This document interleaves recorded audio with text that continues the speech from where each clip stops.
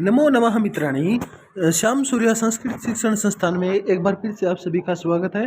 तो मैं सूर्य प्रकाश शास्त्री आज आप सभी के सामने अभिज्ञान शाकुंतलम का दूसरा भाग लेकर आया हूँ। तो पहले भाग के अंदर नट था, वो गर्मी के बारे में कुछ गाने के लिए बोल रहा था।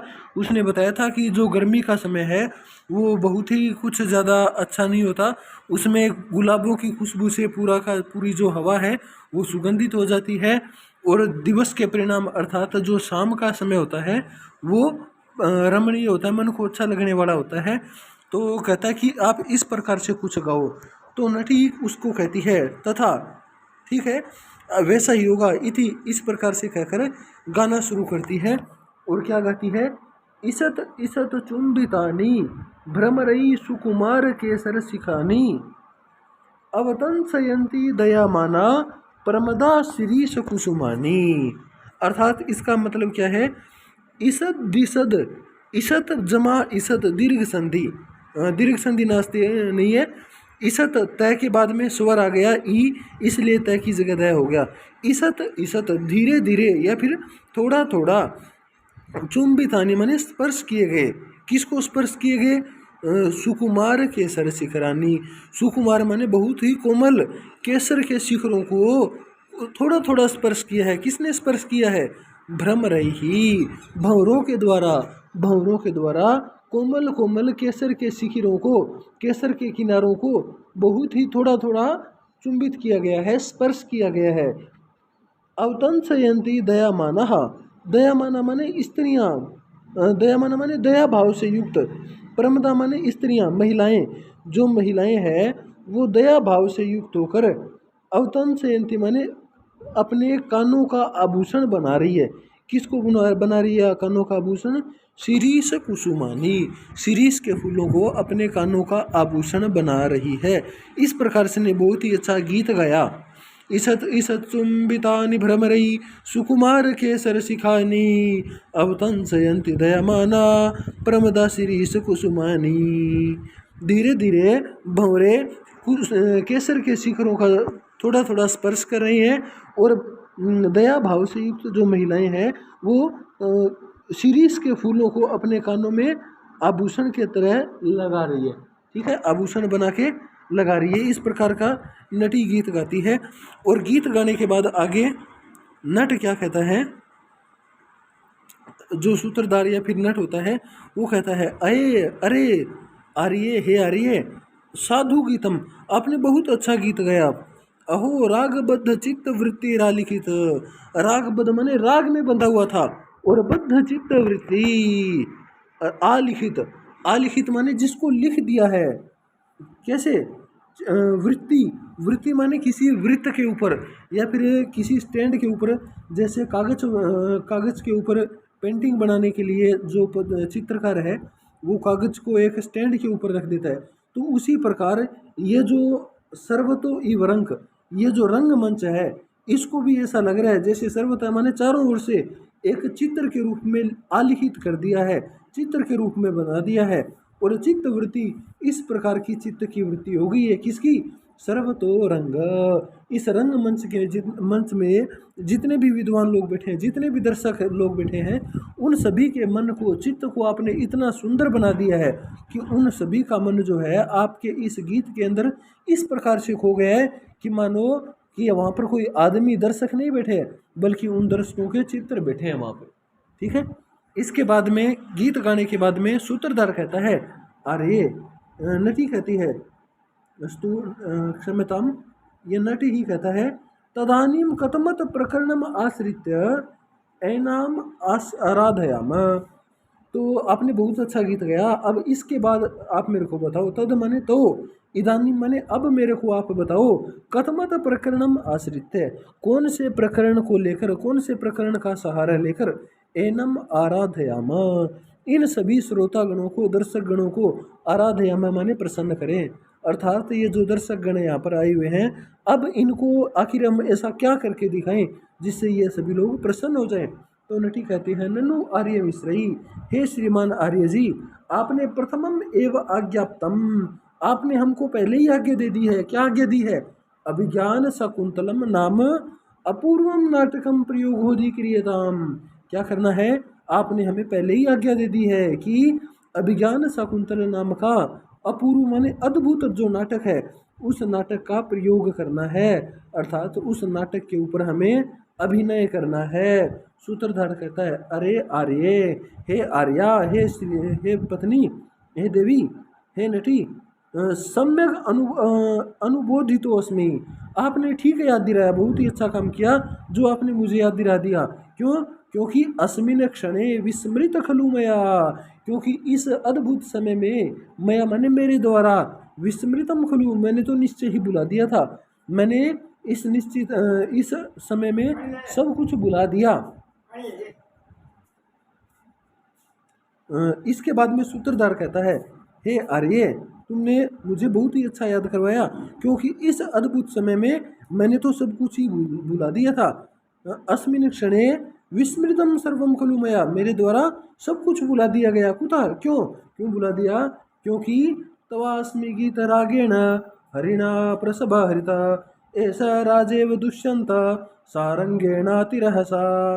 त्वा अस्मि गीत रागेण, तुम्हारे अस्मि माने हूँ, गीत रागेण, तुम्हारा इस गीत का जो राग था उस राग से हरिण प्रसभा, हरिण माने हरण कर लिया गया, प्रसभा माने मन को, तुम्हारे इस अद्भुत गीत ने मेरे मन का हरण कर लिया है, चुरा लिया है। किस प्रकार से?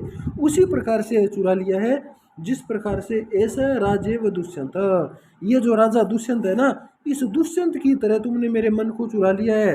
राजा दुष्यंत का मन किसने चुराया था? सारंगेण अतिरहसा, सारंगेण माने मृग के द्वारा, कृष्ण सार नाम का एक मृग है, उस मृग के द्वारा राजा दुष्यंत का मन चुरा लिया गया है। क्योंकि राजा दुष्यंत जो है उस हिरण का पीछा करते हुए आगे से आगे बढ़ रहा है। तो इति निष्क्रांतो, ऐसा कहने के बाद निष्क्रांतो माने नट और नटी दोनों वहाँ से निकल जाते हैं। और यहाँ पर ये जो अभिज्ञान शाकुंतलम नाम का हमारा नाटक है, इस नाटक की प्रस्तावना यहाँ पर संपूर्ण हो जाती है। इसके बाद में आगे देखते हैं, इसके बाद में आगे ततः प्रविशति मृगानुसारी, इसके बाद प्रविष्टि मैंने प्रवेश करता है मृगानुसारी, मृग का अनुकरण करने वाला, सर चाप हस्तो, सर धनुष, चाप बाण, हस्तो सर माने बाण, चाप माने धनुष, हस्तो माने हाथ में लेकर, राजा रथेन सुतस्य, राजा दुष्यंत रथेन माने रथ के साथ, और सुतस्य और सारथी, राजा और राजा का सारथी, रथेन माने रथ के साथ, प्रविशति माने प्रवेश करते हैं। कहाँ पर? उस वन में प्रवेश करते हैं जहाँ पर कृष्ण सार नाम का मृग भाग रहा था, दौड़ रहा था। सूत कहता है, राजानम अवलोक्य, जो सूत था, सारथी था राजा का, वो एक बार राजानम अवलोक्य, राजा को देखता, और मृगम च अवलोक्य, और एक बार वो जो हिरण आगे भाग रहा था उस हिरण को देखता है और बोलता है, आयुष्मान, हे आयुष्मान, हे दीर्घायु, हे राजा, कृष्ण सारे ददचक्षु त्वयि चाधिज्य कार्मुके मृगानुसारिण साक्षात पश्यामि वपिनाकिनम। कृष्ण सार नाम का जो मृग है, उस मृग के ऊपर, कृष्ण सारे मृग के ऊपर, चा अधिज्य कार्मुके, और अधिज्य माने धनुष बाण से युक्त, चाप जो धनुष बाण आपके हाथ में है, उस बाण को हाथ में लेकर के आप कृष्ण सारे मृग के ऊपर आपने तान रखा है।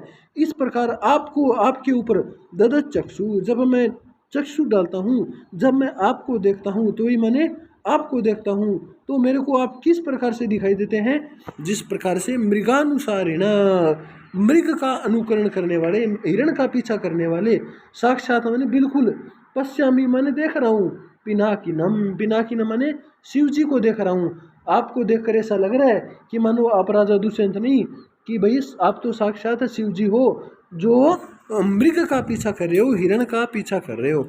इस प्रकार से मैं आपको आपको देख रहा हूँ। एक बार फिर से इसका पूरे का सरलार्थ देखते हैं।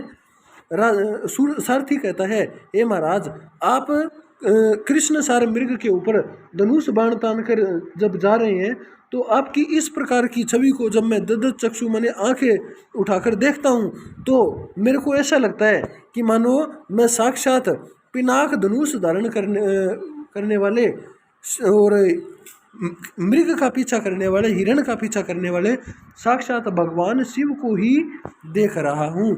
इस प्रकार राजा दुष्यंत का सारथी कहता है। इसके बाद में आगे देखते हैं, राजा कहता है, हे सूत दूरम अमुना सारंगेण वयम आकृष्टा। हे सूत, हे सारथी, वयम हम लोग जो है अमुना सारंगेण, इस सारंग के द्वारा, इस हिरण के द्वारा, दूरम वयम आकृष्टा, दूर आकृष्ट हो गए हैं, दूर दूर तक खींचे चले गए हैं।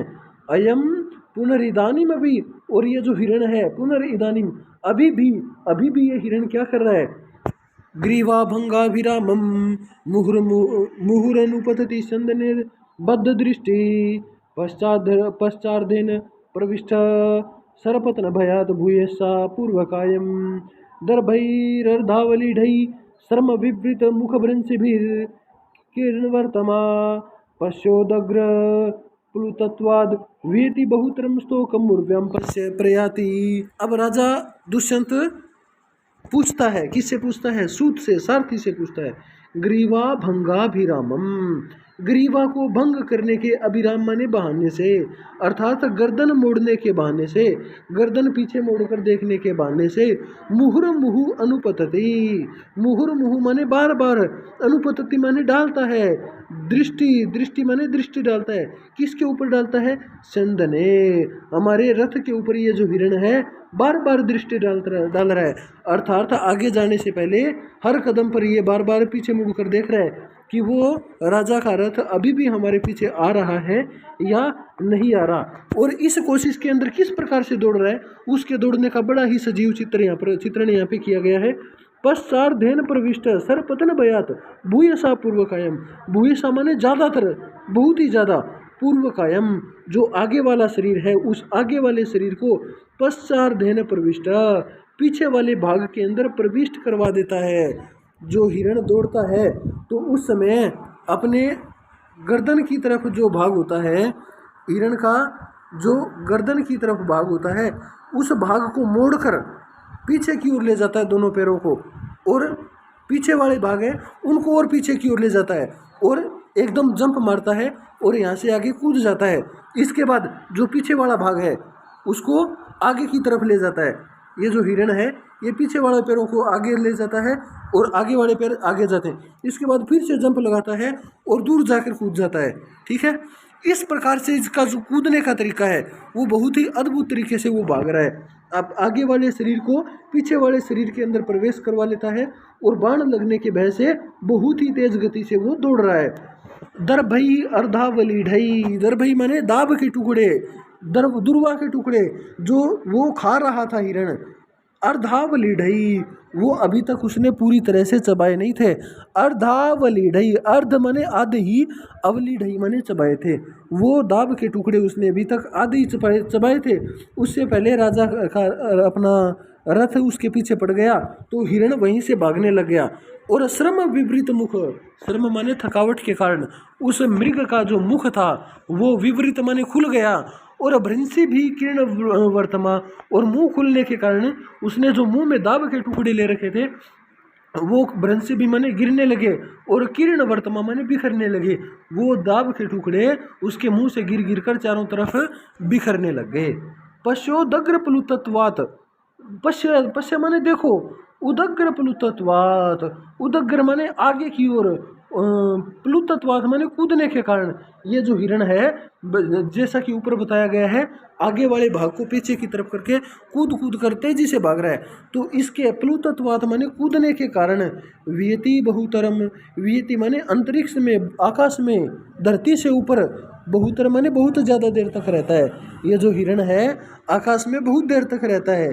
स्तोकम मुर्व्याम प्रयाति, और धरती के ऊपर तो बिल्कुल थोड़ी सी देर रहता है। धरती पर कितनी देर के लिए रहता है, जब उसको धरती के ऊपर अपने पैर रखने हो, जब उसको धरती के ऊपर अपने पैर रखने होते हैं, बस इतनी देर के लिए वो धरती के ऊपर पैर रखता है। उसके बाद में जंप करके आगे चला जाता है, फिर यहाँ पे एक बार पैर लगा के आराम करता है और वापस जंप लगा देता है। यानी कि धरती पर थोड़ी देर रहता है और आकाश में बहुत ज़्यादा देर तक वो रहता है। इस प्रकार हिरण के दौड़ने का बड़ा ही सुंदर चित्रण यहाँ पर किया गया है।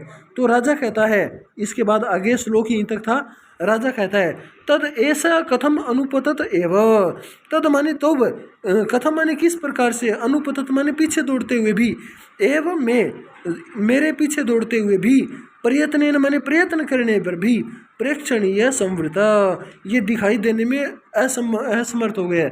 अर्थात हम इसके पीछे लगातार बहुत तेज गति से दौड़ रहे हैं, लेकिन फिर भी बहुत कोशिश करने के बाद भी ये अब मुझे बहुत ही मुश्किल से दिखाई दे रहा है। मुश्किल से दिखाई दे रहा है, इसका मतलब जो राजा है वो बहुत पीछे रह गया है और जो हिरण है वो ज़्यादा तेज दौड़ रहा है, और दौड़ते दौड़ते वो हिरण राजा से बहुत दूर चला गया है। तो सूत कहता है, हे आयुष्मान, हे महाराज, उद्घाटिनी भूमि रस्ती, उद्घाटिनी माने ऊंची नीची, उबड़ खाबड़, भूमि इति, ये जो भूमि है ना महाराज, ये जंगल की भूमि है और समतल सपाट नहीं है।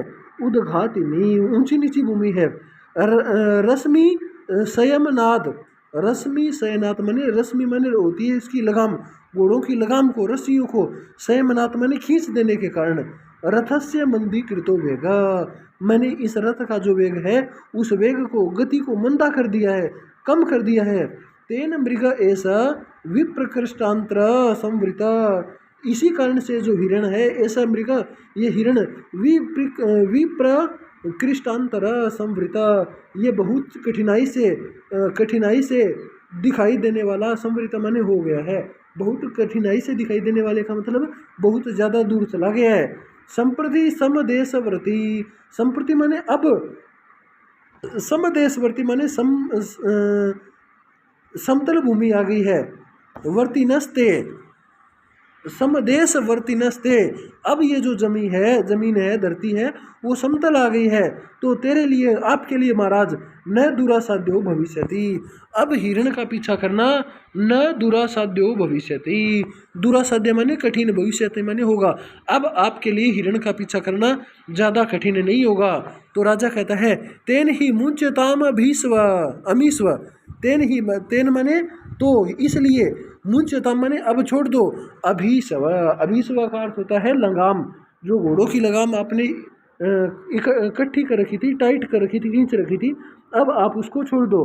तो सूत राजा की आज्ञा पाकर क्या कहता है, यद आज्ञापयति आयुष्मान, हे महाराज जैसी आप आज्ञा करते हैं वैसा ही होगा।